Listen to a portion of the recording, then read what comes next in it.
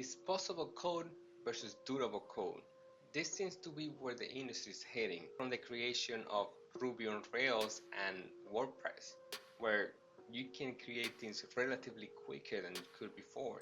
Even with WordPress, you need little to no knowledge to create your own website and do mockups and do prototyping very quickly, even with a one-person team. Now AI has supercharged that, where you can create complete stuff, and so long as you don't need it to make it ultra secure or need a lot of maintenance and need to have all that stuff into consideration, one person can create a whole thing and test and prototype very quickly, test an idea and see if there's feasibility into it. And even more, in the future you're gonna have the disposable code where interfaces they're created at the moment.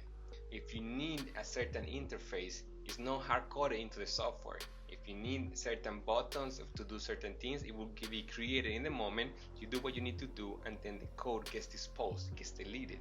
So this is code that you don't need to maintain. This is code that doesn't have to be extremely secure and hardened, because you use it one time really quickly and it gets deleted, it gets disposed, and if you need it again, it will be recreated, or if you need something different, it will be created at the moment. But when lives matter, when things are at risk, that's where the software engineers are going to be involved mainly. What is called durable code.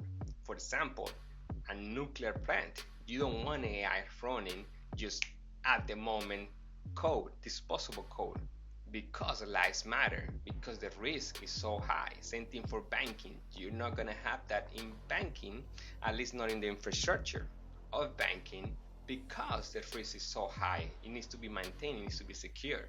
So this is where the path seems to be splitting for coding and software engineers. A lot of the user interfaces, a lot of things where users are involved, you're gonna have disposable code. It's probably gonna create its own area of disposable code where people are gonna be creating stuff just to create stuff and create new things out of it, just out of human creativity and because it's possible now. But where it comes to things that need to be maintained, and when the risk of not maintaining, and when you need to have trust is the right word. You have to have trust that is secure, and you have to have trust that is going to be running and needs to be maintained. This is going to be the bread and butter of software engineers in things like banking and nuclear plants, as we spoke. Also, just like you had in WordPress, where people with one person can create a whole website and test ideas, but if that idea grows into something and it goes into a 1,000 people company, you still have software engineers in the midst, because as things grow and they need to be more maintained and they need to be secure, then you have software engineers in the midst. So even though AI is going to take over prototyping, and it's going to create probably its own area where people are creating stuff because they can create it, and it's going to be a lot of disposable code, things that they can use just once and get thrown away, and people just play with stuff. But I'm sure it's going to be a whole industry and a whole new branch coming out of disposable code, because the cost and easiness of doing it is pretty much at the lowest level it's ever been.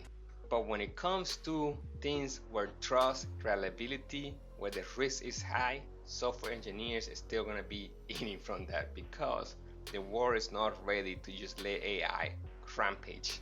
Maybe one day it will, possibly, but at that point it really does not matter for any engineers, because at that point you also have robots. It's pretty much every job that's off the table, as I keep saying.